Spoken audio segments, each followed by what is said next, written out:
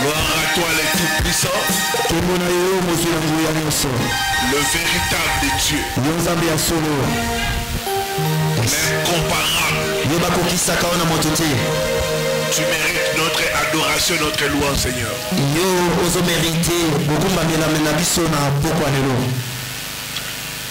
Nous venons encore te recommander ces instants.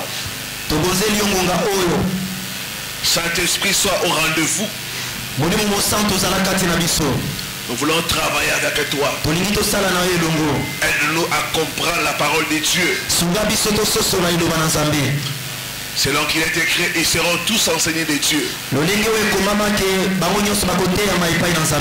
Enseigne-nous. Révèle-nous ta parole, Seigneur.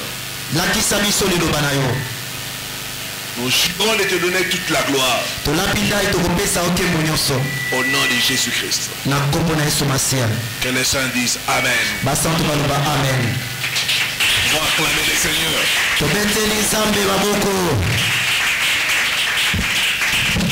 Amen. Amen. Aidez-moi à saluer la personne qui est à côté de vous.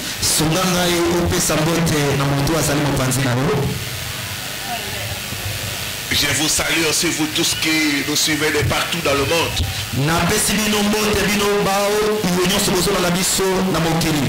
La même grâce qui coule en ces lieux va vous toucher aussi.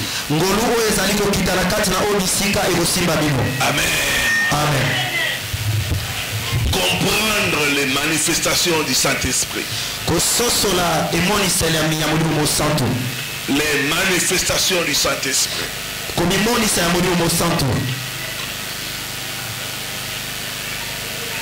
Nous allons lire avant de commencer. 1 Corinthiens chapitre 12. Le premier verset. Nous sautons. Nous lirons le 7e au 10e verset.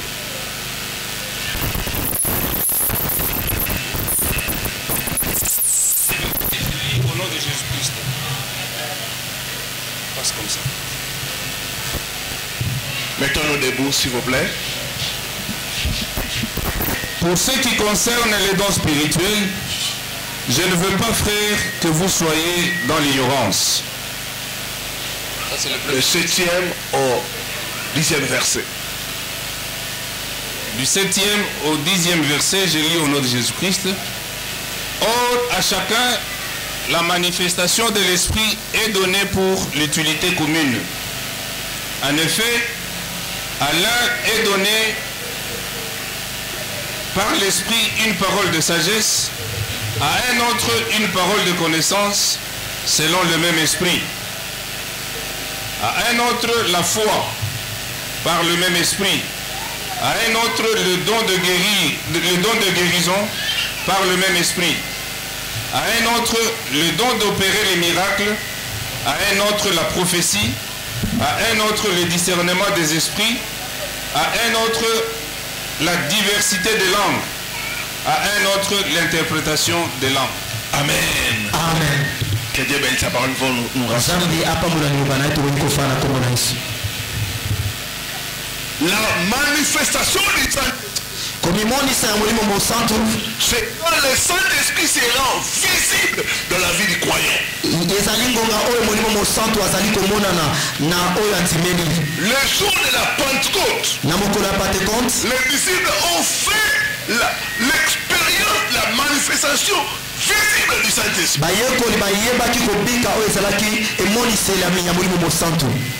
Église, nous devons soupirer après la manifestation du Saint-Esprit. La Bible dit, oh, à chacun la manifestation est donnée pour le bénéfice de tous.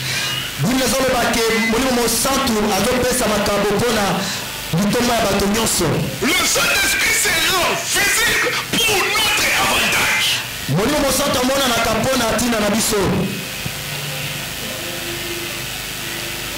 Nous devons désirer et soupirer après la manifestation du Saint-Esprit. J'étais en train de parler, d'introduire sur la vision et la connaissance.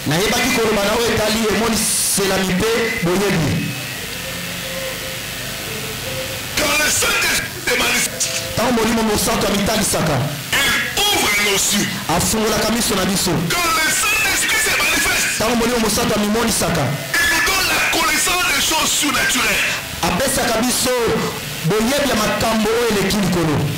Et cette connaissance vient par les trois dons du Saint-Esprit quand nous regardons d'après 1 Corinthiens chapitre 12.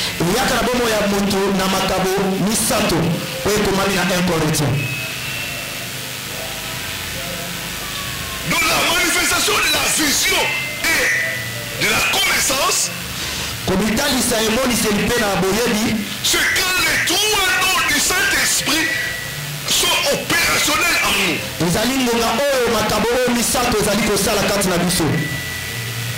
Quand il y a le don de parole de connaissance,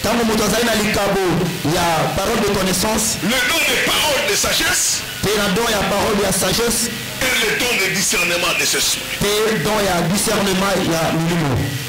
Ces trois dons représentent en fait les dons de révélation.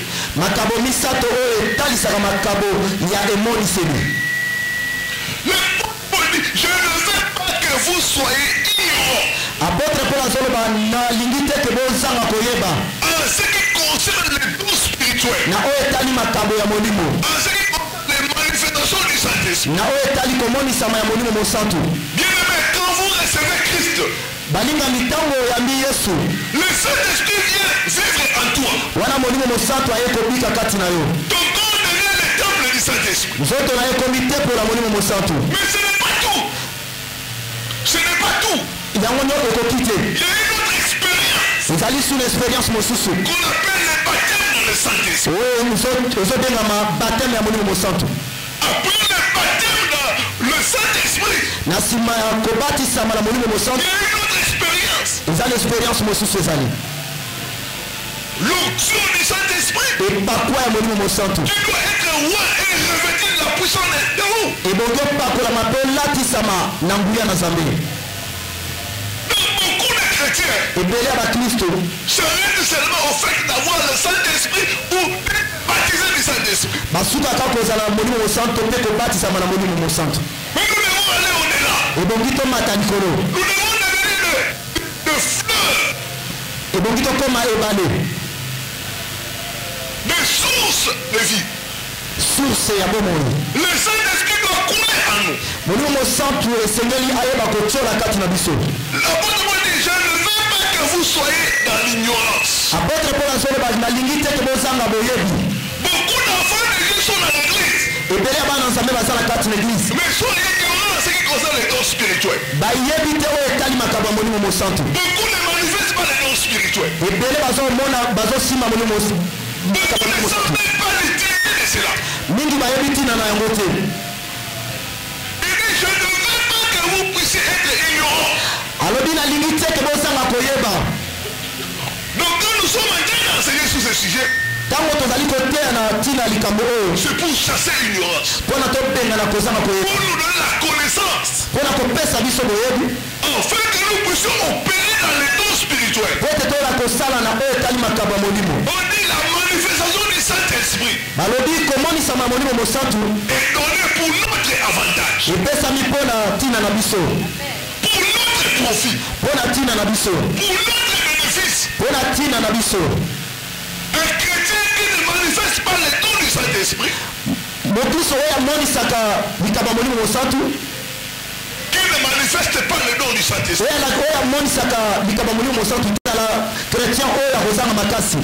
il ne sera pas fort spirituellement. Il ne va pas manifester la vie des exploits. Il y a une puissance qui nous permet d'opérer les exploits. C'est quand le Saint-Esprit se manifeste en nous.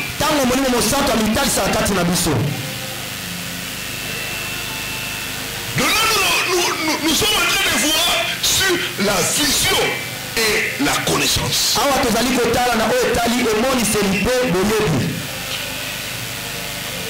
Voyons d'abord les dons de parole de connaissance. Parole de connaissance.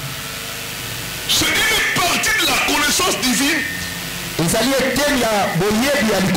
qui plaît à Dieu de nous révéler. C'est une parole, c'est une partie de la connaissance. Parce que Dieu connaît toutes choses. Personne ne connaît toutes choses. Mais Dieu, dans sa souveraineté, il peut nous révéler une partie des choses cachées.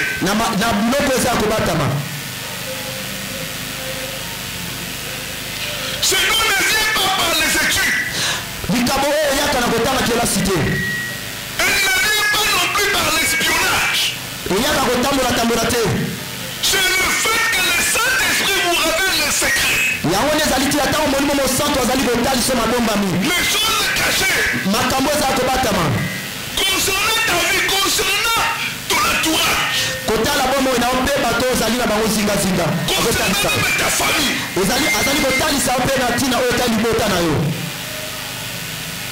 Dieu révèle cette connaissance partielle aux croyants au moyen de la révélation de visions et de rêves. Ce n'est pas par les efforts humains, mais par le Saint-Esprit. Le bandit avait dit que regardez notre Seigneur Jésus-Christ. Il rencontre une femme. Il lui dit femme, tu as eu 5 maris. Et celui avec lequel tu vis, il n'est pas aussi ton mari. Mais comment Jésus connaissait tous ces détails-là? Par le Saint-Esprit. C'est les dons de connaissance. Il nous révèle les choses cachées. Humainement parler, nous pouvons pas connaître.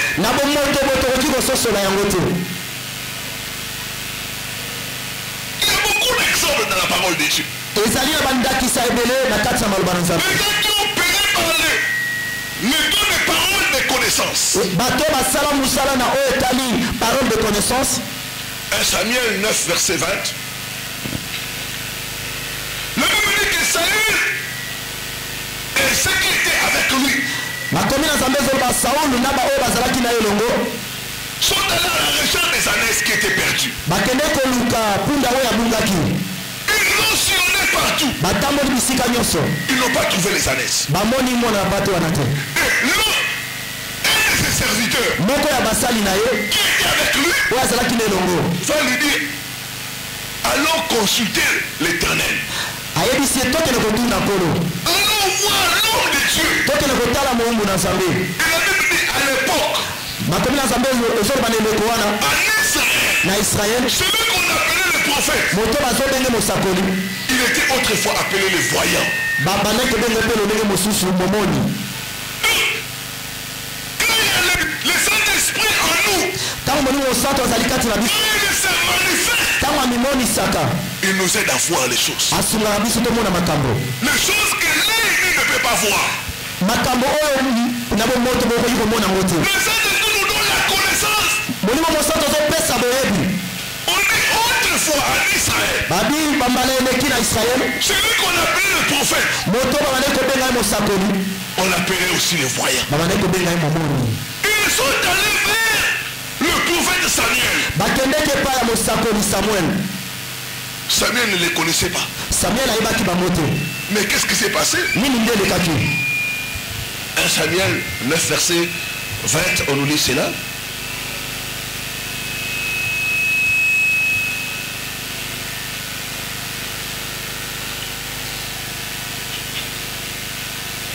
Samuel 9, verset 20,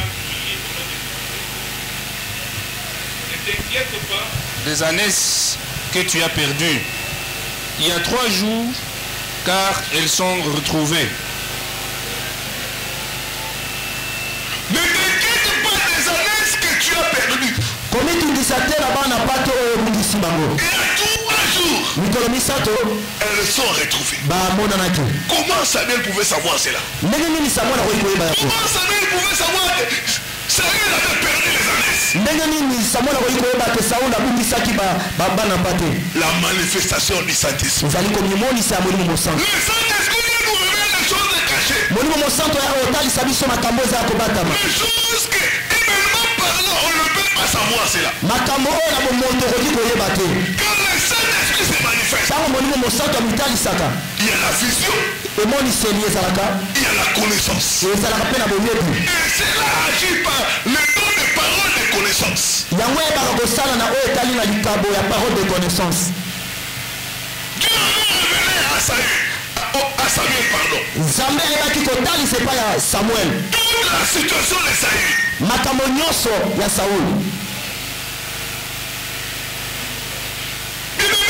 Le Saint-Esprit se manifeste en vous. Le Saint-Esprit va te montrer des choses que tu ne connais pas. Les choses cachées. Concernant ta vie. Concernant ta famille. Concernant ton entourage. Saül avait la connaissance. Qui venait de la révélation que Dieu lui a donnée. Voilà, telle personne va venir. Il a un problème. Ça, c'est le don de parole de connaissance.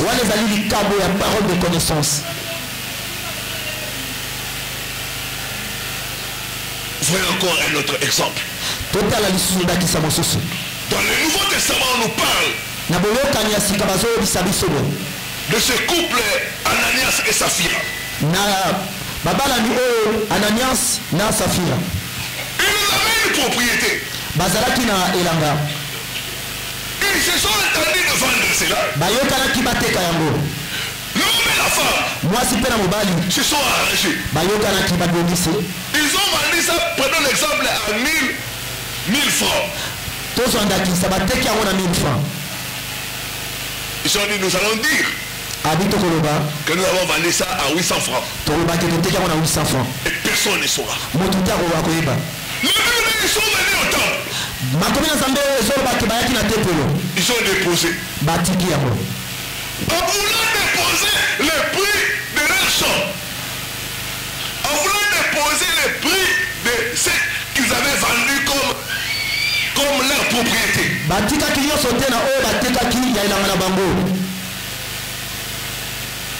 Non, ils sont venus déposer cela.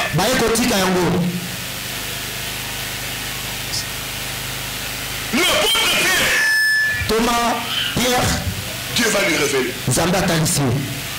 Dieu va lui dire, ce couple-là, ils n'ont pas vendu ça à ce prix-là. Ils ont caché une partie. Et l'apôtre Paul va leur demander. Lisez Actes chapitre 5, versets 3 à 4.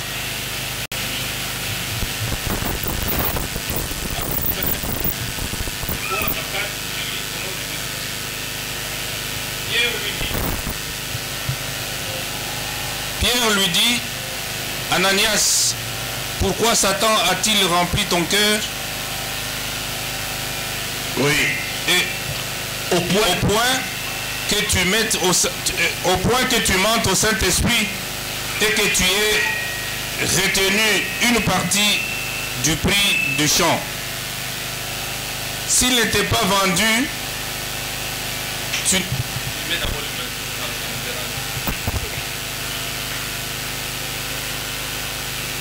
n'était pas vendu,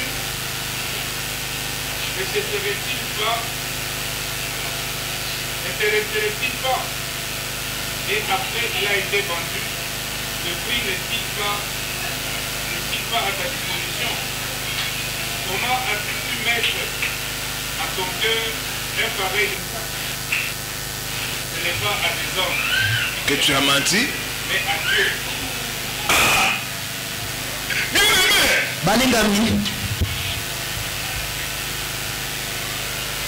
Saphir et Ananias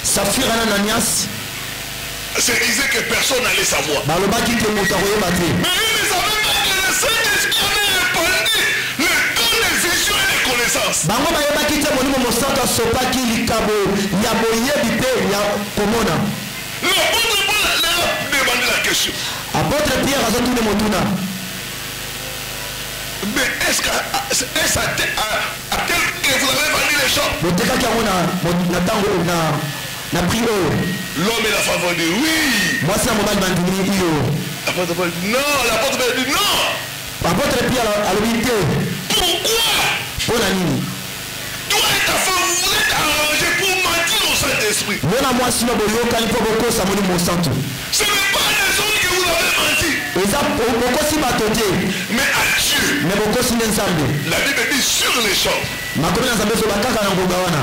L'homme est tombé. Mobali akomi. Et la femme aussi, Félie, est tombée. Mwasi mpe ayaki akoyaki akufi. Ils sont morts. Bango nyonso bakufi. Le temps de révélation. Likabo emoniseli. Dieu veut montrer les choses cachées. Nzambe akoki kolakisa makambo eza ya kobatama. Que tu ne connais pas. Oyo etikali koyeba yango te. Je me rappelle une fois, nous étions sur une fête de prière. Nazali kobanza lisusu mokolo moko tozalaki na butu na losambo. Il y avait une sœur qui venait de se faire avorter. Ezalaki na elenge moko ya mwasi oyo ebaki kobimisa nzembo. La journée. Na mokolo. Et elle vient laver. Pe na butu aye na losambo. Et Dieu révèle ça. Nzambe atalisi yango. Il y a une sœur, elle est partie se faire avorter. Ezali na mwana mwasi moko oyo asopaki nzembo. Balingami likambo ya emoniseli. Continue encore à agir aujourd'hui à l'église. Ezali kokoba kosala na kati na mangomba. Dieu nous montre les choses cachées. Nzambe azali kotalisa biso makambo eza kobatama. Les choses que nous ne pouvons pas connaître avec notre intelligence. Makambo toyi koyeba yango te na mayele na biso. Quand elle se faisait avorter, qui était là? Ntango abimisaki nzembo nani moto azalaki wana? Personne, mais Dieu était là. Moto te kasi Nzambe azalaki wana. Dieu connaissait toutes choses. Nzambe ayebaki makambo nyonso. Amen, l'église. Amen. Nous devons soupirer après les dons du Saint-Esprit. Ebongi toyeba kozala posa ya molimo mosantu. Il dit, je ne veux pas que vous puissiez être ignorants. Alobi ke nalingi te tobosanga koyeba. Le Saint-Esprit vient nous révéler les choses cachées. Molimo mosantu ya kotalisa biso makambo eza Ça kobasa. peut être par des visions. Okoki kozala nzela emoniseli. Ça peut être par des songes. Okoki kozala nzela ya ndoto. Ça peut être par une vision comme ça, tu vois une image nette. Okoki kozala na emoniseli ozomona elilingi eza kokoka. La parole de connaissance. Wana ezali parole de connaissance. Jésus n'avait jamais rencontré Nathanaël. Yesu akutana wana na Nathanael te. Mais le jour où il va le voir, Mokolo oyo amonaki ye. il lui dit, voici un juif Tala moyuda oyo. dans lequel il n'y a pas de fraude. Oyo azali na makambo mabe te. Nous venons cela. Makambo oyo euti wapi?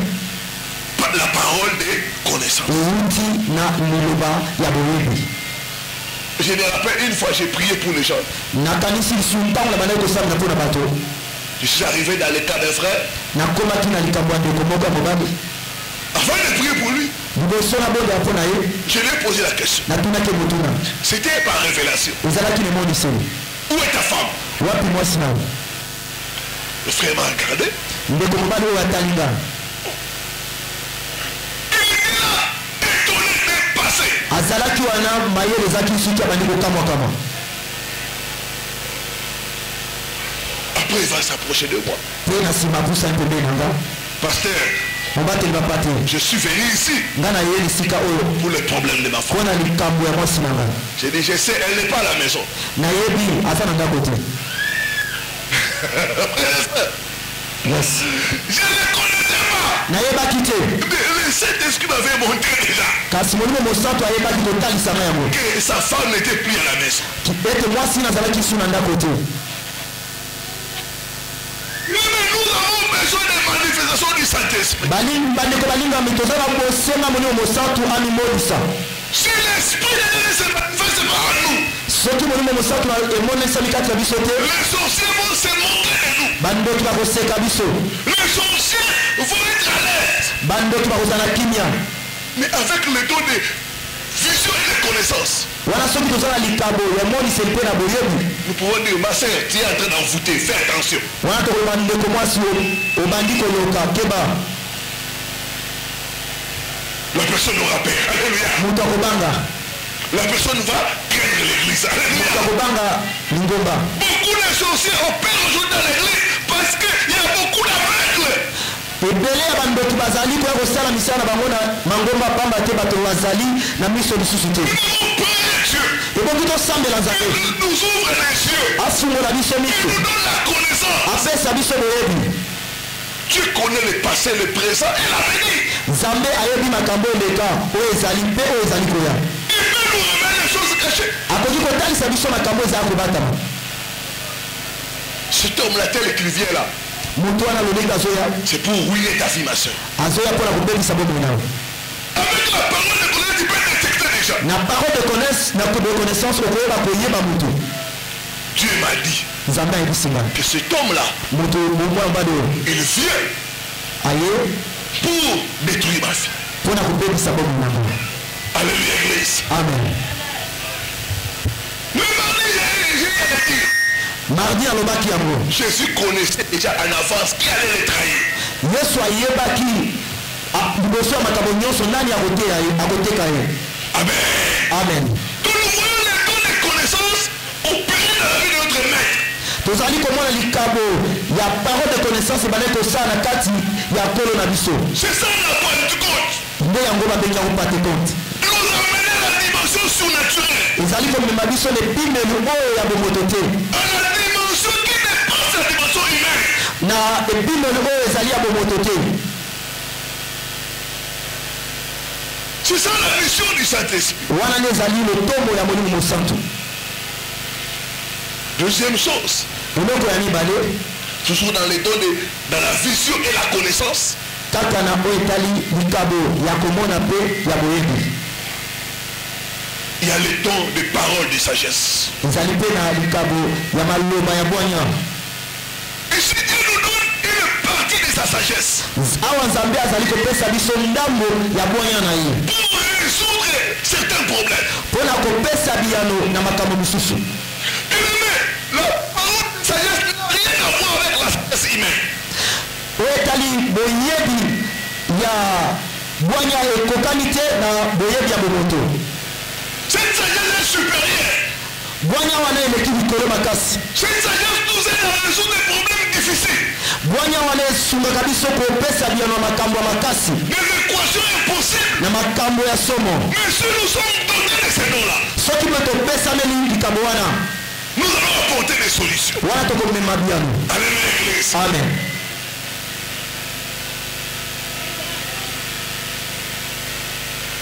Nous voyons ce dont s'est manifesté dans notre Seigneur Jésus-Christ. Awa tozali komona likabo ezali komimonisa epai ya nkolo na biso Yesu Masiya.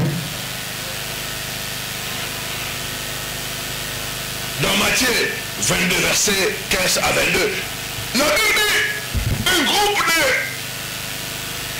de scribes et de pharisiens sont venus poser une question difficile au maître. Makomi na Nzambe ezoloba bascribe na bafarisien etuluku ya bato wana bayaki kotuna ye mituna. C'était une question pour détruire le ministère de Jésus-Christ. Ezalaki mituna oyo po ete babebisa lotombo ya Yesu. C'était une question piège. Ezalaki mituna oyo ezalaki mituna. Ces gens se disaient, aujourd'hui nous allons la voir. Mokolo babiki lelo tokomona ye. Aujourd'hui ça va finir avec son ministère. Lelo ministère na ye kosuka. Ils ont tout étudié. Nyonso bayekoli yango.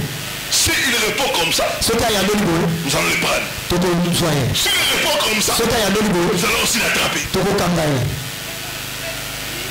Ils sont allés. Bake bango nyonso. Maître, Kolo, nous savons que tu es vraiment un véritable maître. toyebi ki ozali penza kolo yazali ya solo.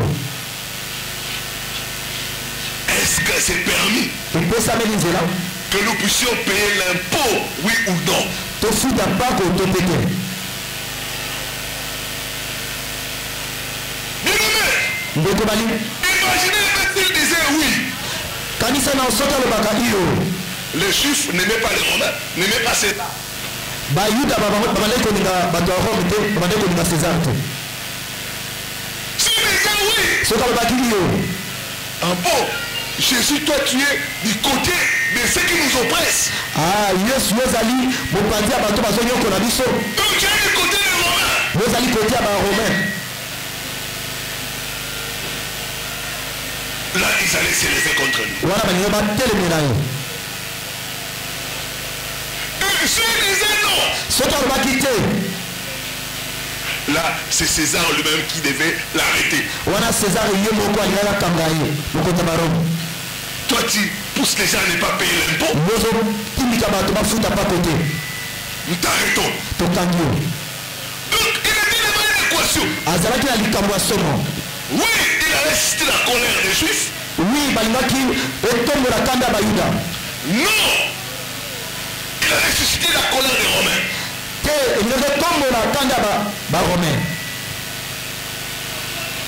Mais l'esprit de sagesse s'est manifesté en nous. Il leur a dit, bon, qui a une effigie de la monnaie? Qui a une pièce de monnaie? On lui donne. Il dit, l'effigie qui est dans cette pièce-là, c'est de qui? Tous ont répondu, César. César. Et il leur dit avec une sagesse hautement.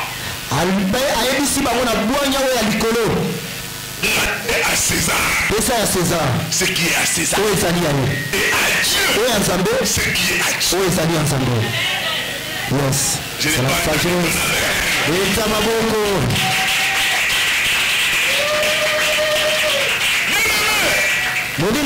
c'est une réponse de non. C'est la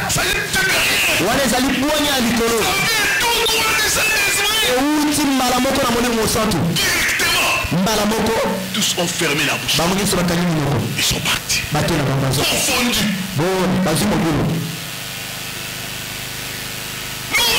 Cette manifestation du Saint-Esprit. Il y a beaucoup de questions. Si les Saint-Esprit manifeste en toi, il va te donner la sagesse pour résoudre les problèmes de ta famille, pour résoudre les problèmes du Congo. Nous avons besoin des hommes et des femmes qui manifestent le Saint-Esprit sous forme de la parole de sagesse. Là où les hommes ont échoué, là où les systèmes économiques ont failli, la personne qui est animée par le Saint-Esprit sous forme de parole de sagesse pourra résoudre les problèmes. Voilà ce qu'il faut faire. Voilà les chemins à suivre. Alléluia. Là où tu travailles, tu as besoin de la manifestation de la parole de sagesse.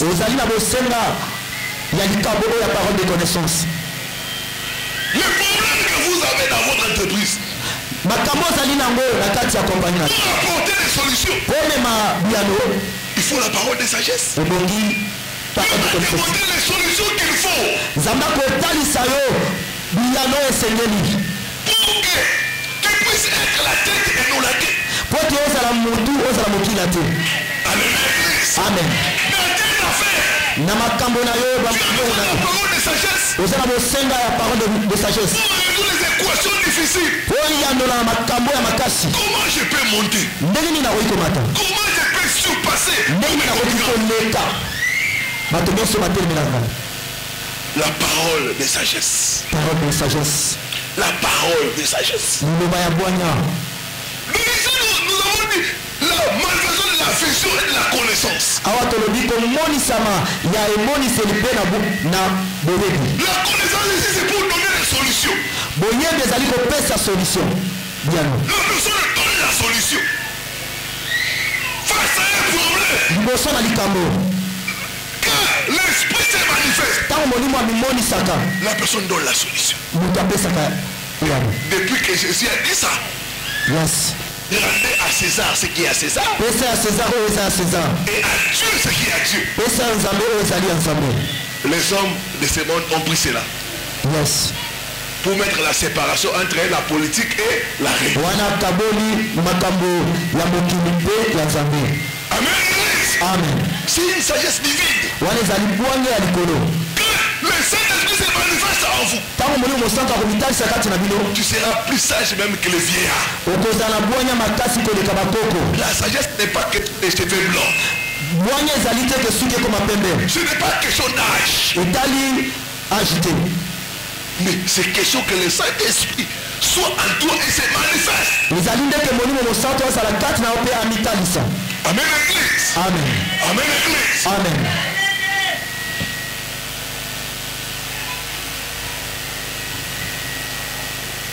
La parole de sagesse. Je me rappelle quand j'ai eu mon premier vrai boulot. J'ai assisté mon directeur et chaque fois qu'il y avait des problèmes,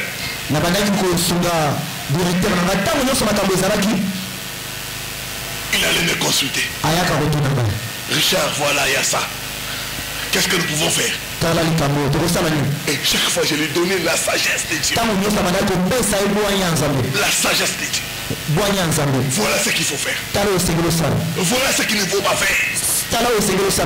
Et bien aimé, il était devenu mon fan. Un jour il m'a dit, ah tu m'es beaucoup utile.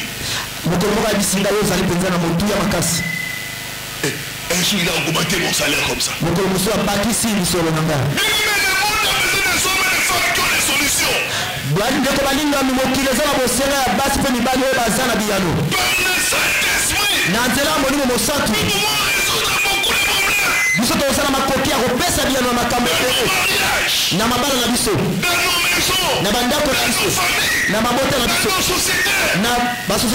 Si l'Esprit se manifeste, nous aurons la connaissance pour donner la solution aux problèmes des gens. Joseph n'avait pas fait l'université, mais il avait la sagesse divine. Il a manifesté la sagesse divine. La parole de sagesse. La vision et la connaissance. Nous devons comprendre les manifestations du Saint-Esprit. C'est pour notre bénéfice. C'est pour notre profit. C'est pour notre élévation. La personne qui manifeste les dons du Saint-Esprit ne peut pas être quand il se trouve, on doit le promouvoir. Quand Pharaon a entendu la sagesse de Joseph, il a dit non. Il dit, seul le trône va me séparer de toi. J'étais nommé premier ministre. Imaginez si nous avons des chrétiens qui sont remplis du Saint-Esprit. Nous n'aurons pas les problèmes de la famille dans ces pays. Parce qu'ils auront donné la solution à ces problèmes-là. Le don de parole de sagesse. Le Saint-Esprit vient nous donner la connaissance pour résoudre des problèmes. Beaucoup de problèmes tout autour de nous. Mais par le Saint-Esprit, par le moyen de la parole de sagesse, nous pouvons être utiles et créer l'impact au nom des gens. Remarquez un autre passage où le maître a résolu un problème par la parole de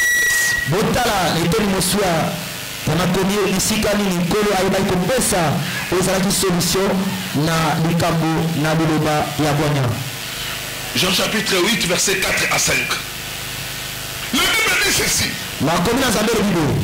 Les Juifs venaient d'attraper une femme en flagrant délit d'adultère. Ils l'ont attrapé. Je ne sais pas comment cela s'est passé. Peut-être qu'il y avait un homme qui l'espionnait. Il espionnait la femme. La femme s'est approchée de l'homme. Il observait. Après avoir terminé la causerie, il voulait aller quelque part. Et il doit un peu en pleine action. L'homme la vient. Toi, qu'est-ce que tu fais? Tu es une femme mariée. Certainement que l'homme a fui. Parce qu'ils étaient athées. On ne peut pas commettre l'adultère seul. Le monsieur, quand il a vu que c'était terrible, il a fui. Parce que ces gens-là visaient cette femme-là. Yes. Les gens visaient la femme. Parce qu'ils avaient des problèmes. Peut-être que l'autre l'avait aimé cette femme, cette femme avait refusé. Bon, toi, je sais comment je vais. Et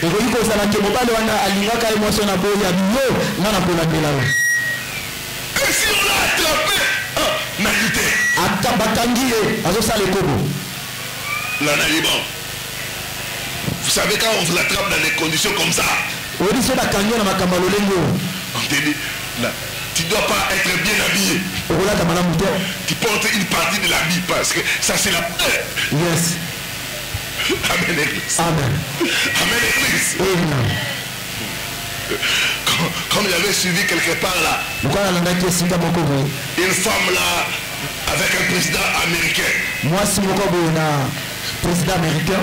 Cette femme avait gardé la robe où ils ont fait les rapports. Mais ils ont pris cette femme-là avec les habits qui montraient que vraiment il y avait l'adultère.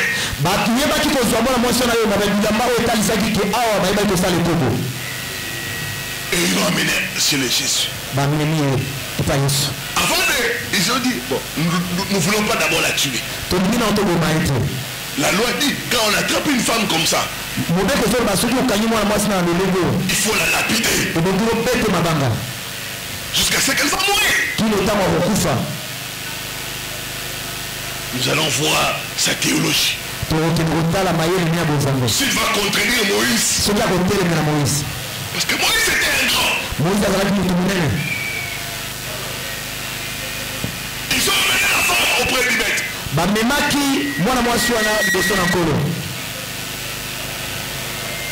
Voici la femme. Voici les preuves.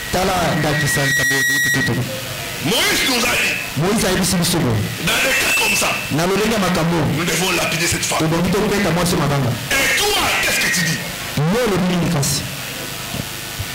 Bien aimé, c'était une équation.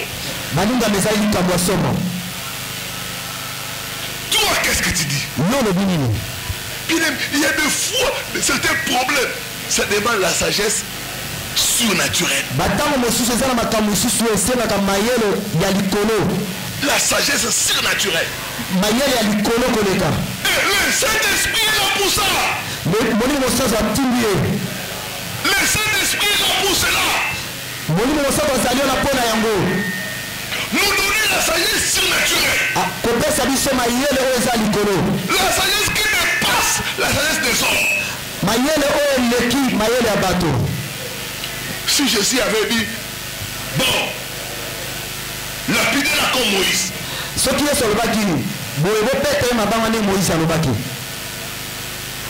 Il n'a pas de pitié.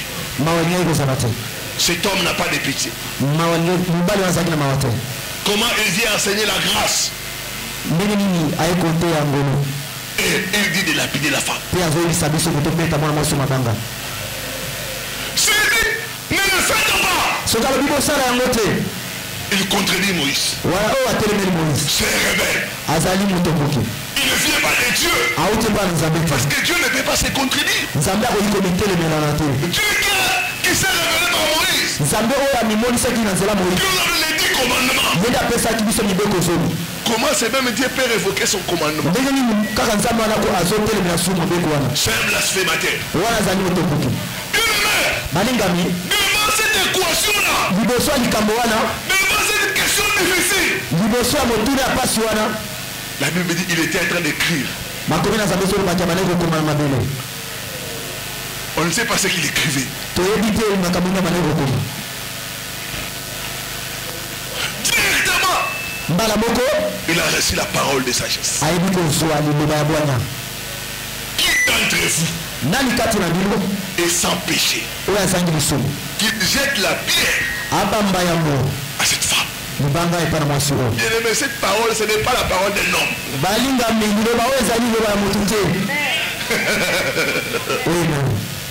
Ça vient tout droit. Qui d'entre vous est sans péché, qu'il jette la première la pierre?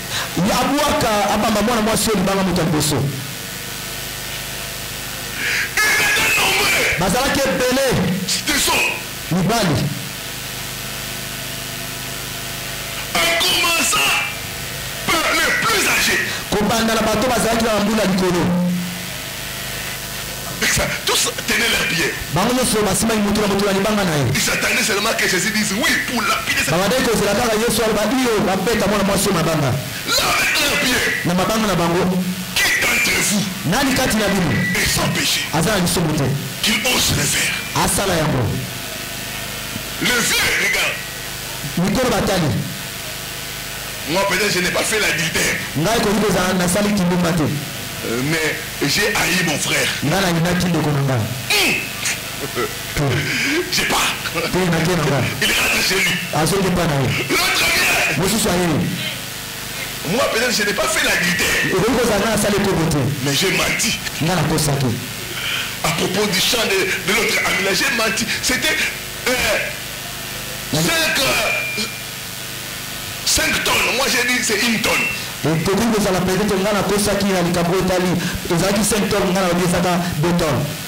Et parti. Chacun a commencé à se reprocher quelque chose.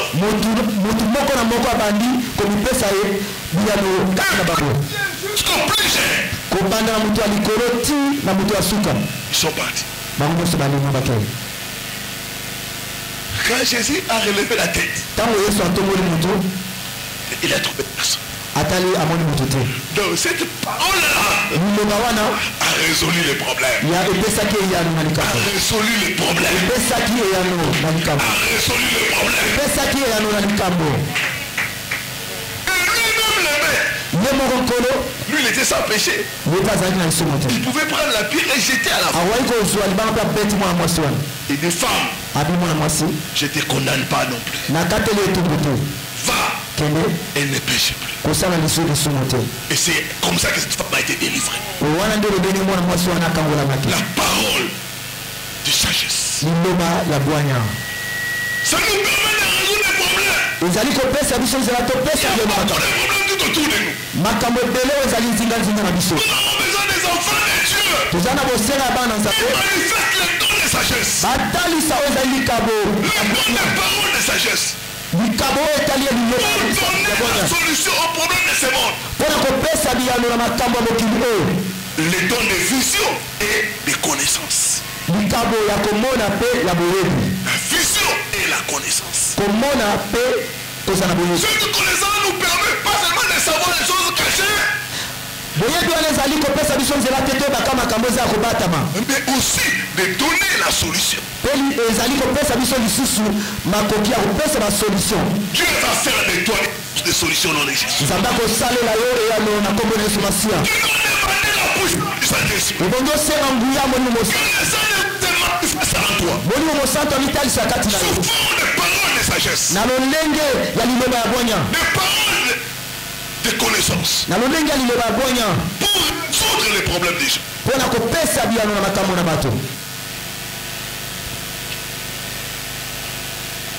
Il y a le discernement des esprits. Ça va dans la vision. Pour voir si c'est l'esprit de Dieu ou si c'est un autre esprit.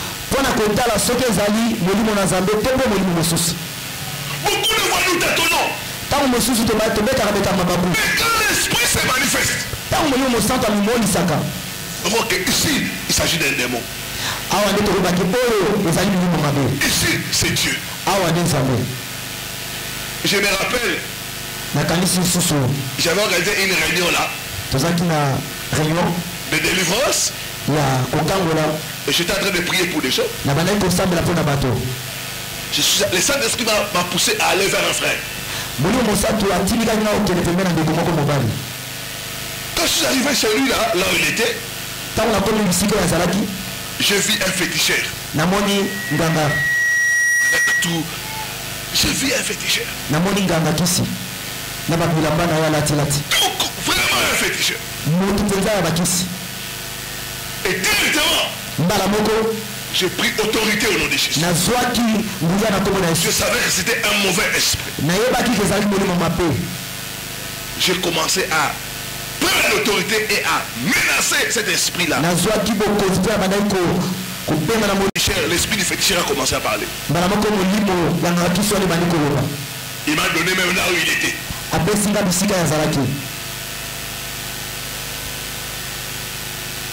J'ai dit, libère ses frères. Et le féticheur a dit qu'il doit me payer.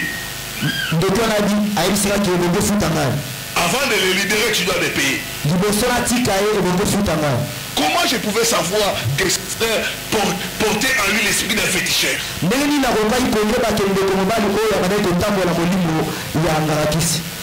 Le Saint-Esprit. Le Saint-Esprit. Il vient nous révéler quel esprit il s'agit. Des fois, certains enfants me demandent,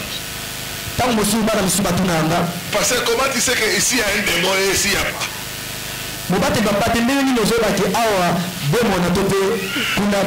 C'est le discernement de cet esprit. C'est l'esprit qui me donne la vision. Ici il y a un démon, ici il n'y en a pas. Mais le Saint-Esprit, quand ça vient, quand ça se manifeste, ça vous permet de voir dans le monde spirituel. Tu commences à voir les choses cachées. Même il y a certaines choses concernant nos vies que vous avez oubliées. Mais le Saint-Esprit peut amener cela.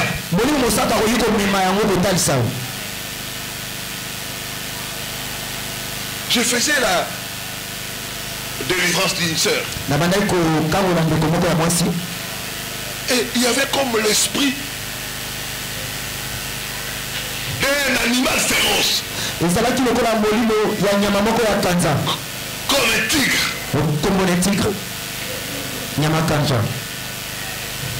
Quand nous avons fini la délivrance, j'ai commencé à lui parler. Après la délivrance, on a commencé à parler. J'ai senti comme la présence d'un esprit d'un animal sauvage. Mais gloire à Dieu, tu es délivré. Gloire à Dieu, tu es délivré. Et la sœur a commencé maintenant à me dire. Parce qu'il y a longtemps, j'étais sorti avec un homme. Cet homme-là, qu'on était dans les moments d'intimité,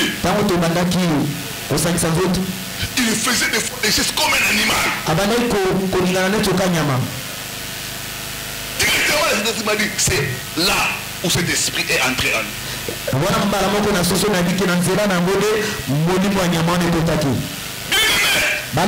Le Saint-Esprit nous montre les choses cachées. Tu ne connais pas. Des fois même tu n'as pas besoin de dire. Le Saint-Esprit montre tout.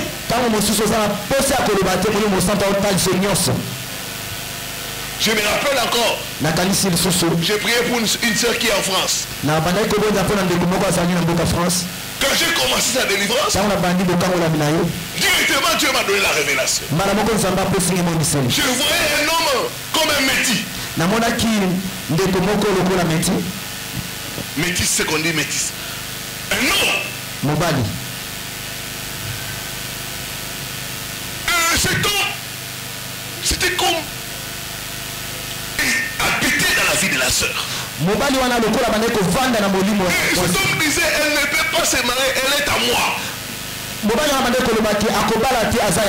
Je suis fini contre cette femme, pourquoi elle m'a laissé tomber?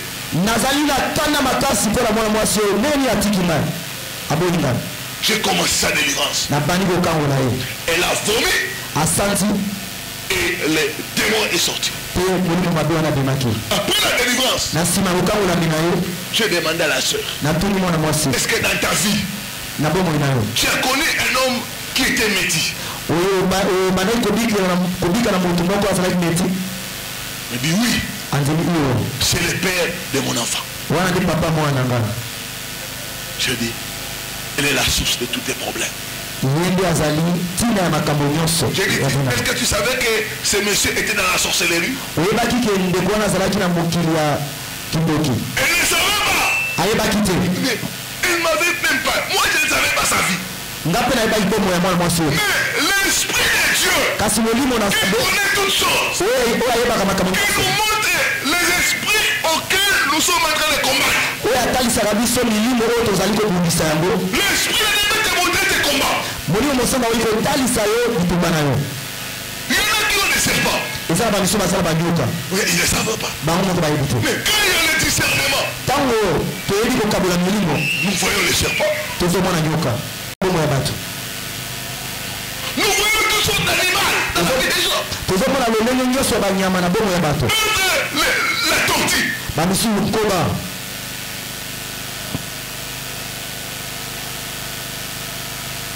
Nous seulement quand vous commencez la délivrance au nom de Jésus, vous allez voir les mouvements qu'ils vont faire. Vous discernez déjà. Ça, c'est tel esprit. Pourquoi la manifestation du Saint-Esprit?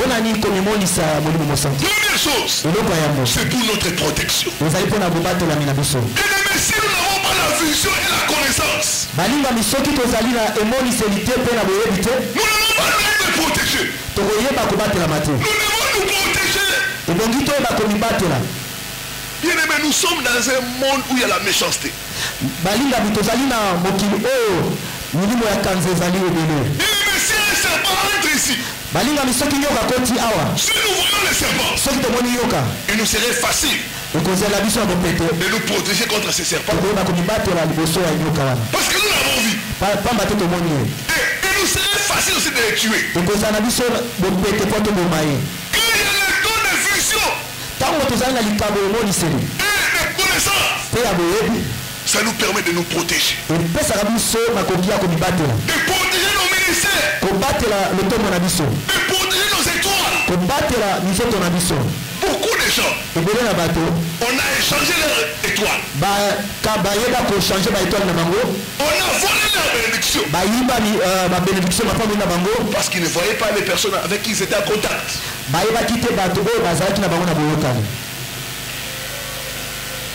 Quand il y a la vision et la connaissance, nous pouvons être protégés des attaques sataniques. Le diable est exposé.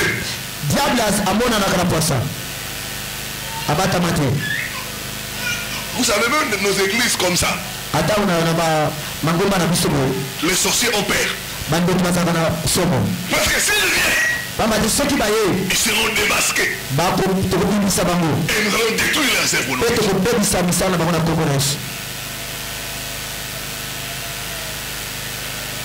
Certains vont se rappeler quand la maman d'une de nos sœurs est venue au progrès. Cette maman est dans la sorcellerie. Je le savais. Quand j'ai commencé le service, j'ai commencé à prier. Je suis arrivé là où était cette maman. J'ai dit au nom de Jésus, je voulais imposer les mains. Directement la bonne. Non. Pourquoi tu m'appelles sorcière? Pourquoi tu Pourquoi je ne vais pas accepter cette prière. Si je suis sorcière, est-ce que c'est ta famille?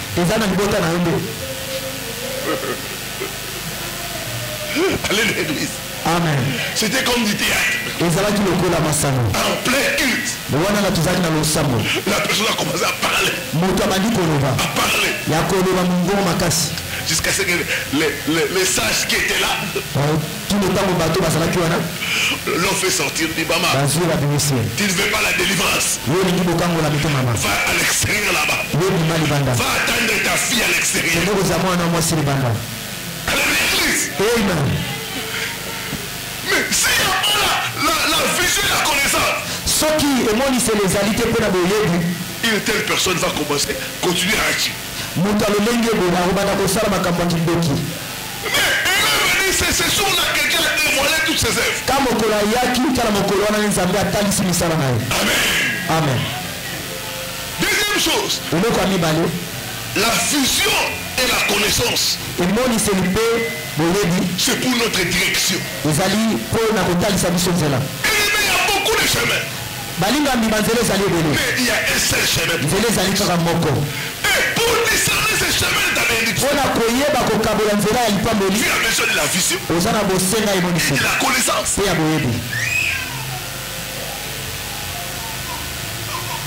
Sans la vision et la connaissance, tu peux rencontrer des faux pasteurs. Il y a beaucoup d'enfants de Dieu. Vous cherchez la solution, mais vous allez auprès d'un mauvais homme de Dieu et vos problèmes, au lieu que ça puisse trouver la solution, ça devient encore pire. ntango bozoluka solution boke kotia babatelo baza mabe boke lisusu kobakisa makambo ya mabe makasi na kati ya bomoi na bino. Ntango emoniseli ezali mpe nzambe apesaka biso nzela. Nzambe atalisaka biso kuna awa te. Bokango la mino ezali kuna. Moto azoya wana aza moyebi. Mwasi wana. Attention. Elle va ruiner ta vie. Toutes les visions et les connaissances nous donnent la direction.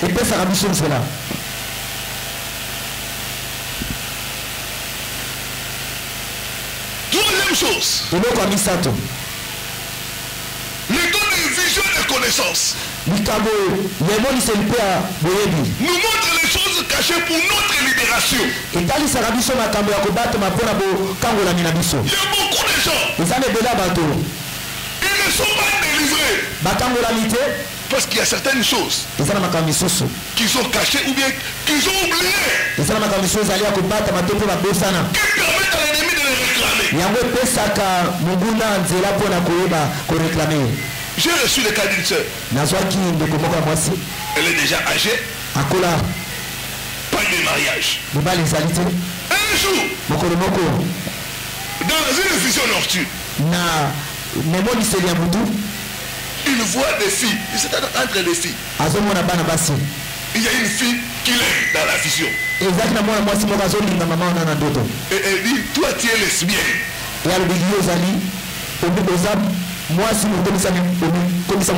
Tu es lesbienne, tu es une femme, vous savez les lesbiennes. Yes. Il dit tu es lesbienne. Tu ne peux pas te marier. Ça c'est dans la vision. Que se réveille.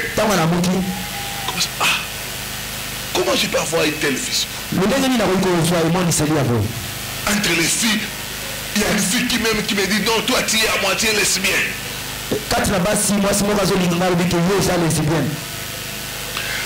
Maintenant, après ces rêves-là, les gens d'esprit vont commencer à la rappeler. Il y a plus de 30 ans. 30 ans passés. Elle était à l'internat. Et ils avaient ce que les filles font, les carines. Donc une grande sœur qui était son amie intime. Et dans l'internat, ils dormaient ensemble. Il dit, pasteur, des fois ça fait noir, la grande sœur vient dormir près de moi.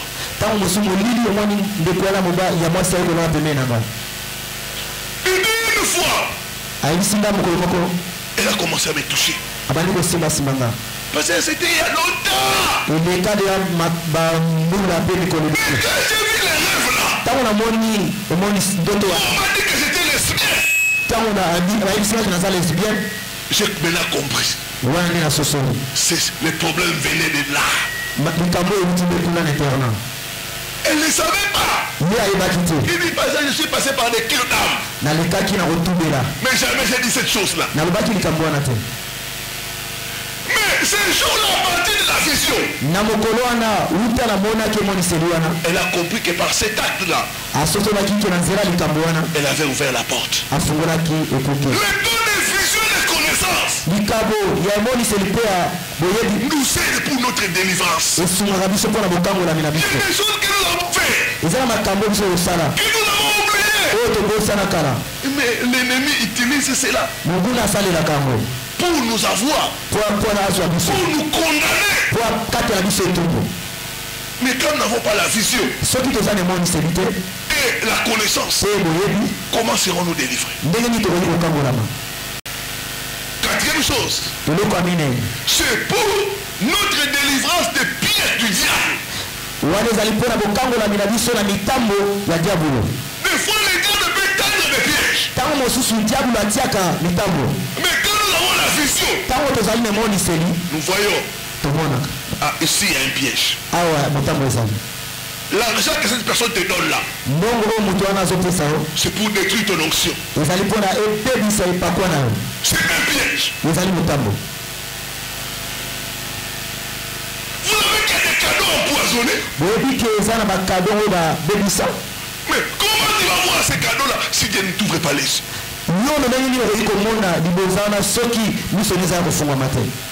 Je me rappelle quand nous étions encore des jeunes dans la foi.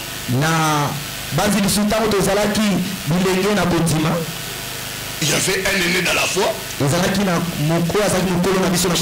Ses frères étaient forts, il prophétisait, il avait beaucoup de dons. Une fois, une maman va l'inviter à la maison. Mon frère, j'apprécie ton travail à l'église. J'ai fait un repas pour toi. Viens manger. Et quel est le repas que la maman a préparé? Le don de vision et de connaissance nous permet de voir les pièges de l'ennemi. De détecter ça, c'est un piège. Même nous les hommes de Dieu. Vous pouvez voir une personne venir comme ça. Il commence à partager avec toi. Mais la personne veut te faire tomber. Mais si il y a la vision et le discernement. Ah, cette sœur cherche autre chose. Amen. Amen. C'est important, frères et sœurs. Pour que nous puissions ne pas être des aveugles. Que nous puissions avoir la connaissance. Cinquième chose, enfin. Le don de vision et de connaissance permet de gagner les âmes à Christ. Quand le cœur est dévoilé, les gens disent réellement Dieu est ici. Dieu est réellement ici. Quand quelqu'un vient et Dieu révèle ses problèmes, la personne dit ah réellement Dieu est ici. Imaginez ce papa là quand je lui dis où est ta femme? Ta femme n'est pas dans ta maison. Ce papa a dit réellement Dieu est ici. Nous pouvons gagner les âmes à Christ. Que nous manifestons les dons de vision et de connaissance. Les gens diront réellement que Dieu est avec nous. Amen l'église. Amen. Amen l'église. Amen. Est-ce que quelqu'un est béni?